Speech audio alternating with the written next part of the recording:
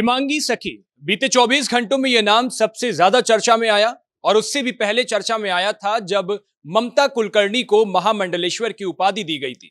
ममता कुलकर्णी को महामंडलेश्वर की उपाधि किन्नर अखाड़े ने दी थी और उसके बाद हिमांगी सखी ने सबसे पहले इसका विरोध किया था कि कोई फिल्म इंडस्ट्री से आकर के बिना शास्त्र सम्मत ज्ञान के महामंडलेश्वर की उपाधि कैसे दी जा सकती है।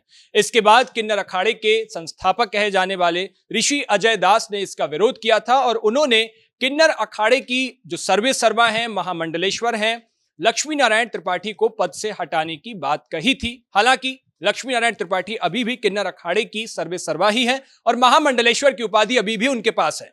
लेकिन हिमांगी सखी के ऊपर जो हमला हुआ उसमें उन्होंने साफ तौर पर जिक्र किया लक्ष्मी नारायण त्रिपाठी का। किन्नर अखाड़े वो पहुंची थी अभी कुंभ में और उसके बाद उन पर जो हमला हुआ, हमले में कई वीडियो, तस्वीरें, सीसीटीवी फुटेज सामने आई हैं जिसमें उन्होंने घाव भी दिखाए हैं और उनको तत्काल अस्पताल भी ले जाया गया।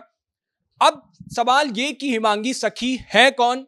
सबसे ज्यादा बड़बोली कही जाने वाली, तमाम जब किन्नर अखाड़े से जुड़ी, किन्नरों से जुड़ी कोई भी बातचीत होती है तो हिमांगी सखी का बयान सबसे पहले आता है। हिमांगी सखी सबसे पहली बार वैश्विक स्तर पर देश में चर्चा में तब आई थी जब उन्होंने वाराणसी से प्रधानमंत्री नरेंद्र मोदी के खिलाफ चुनाव लड़ने का ऐलान किया था।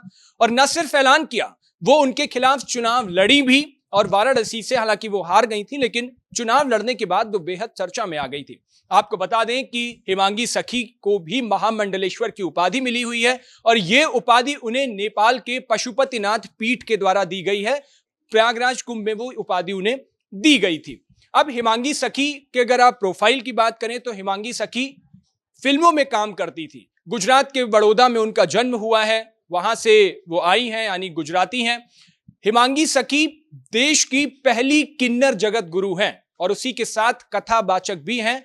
कथावाचक होने के साथ साथ उनके ऊपर एक टैग ये भी है कि वो 5 भाषाओं में कथा कर सकती हैं, यानी हिंदी, अंग्रेजी, मराठी, गुजराती, ये सारी भाषाओं का ज्ञान उन्हें है और इन भाषाओं में वो कथा करती हैं।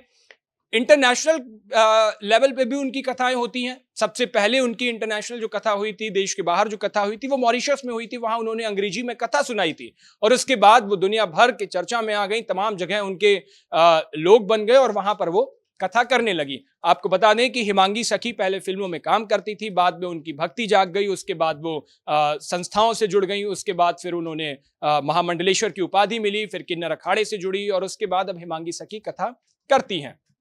हिमांगी सखी के बैकग्राउंड की आपने पूरी जानकारी ले ली। हिमांगी सखी जो अब उनके ऊपर हमला हुआ है, इसकी जांच चल रही है और बीते तमाम दिनों से वो लक्ष्मी नारायण त्रिपाठी पर, किन्नर अखाड़े पर बड़े आरोप लगा रही थी।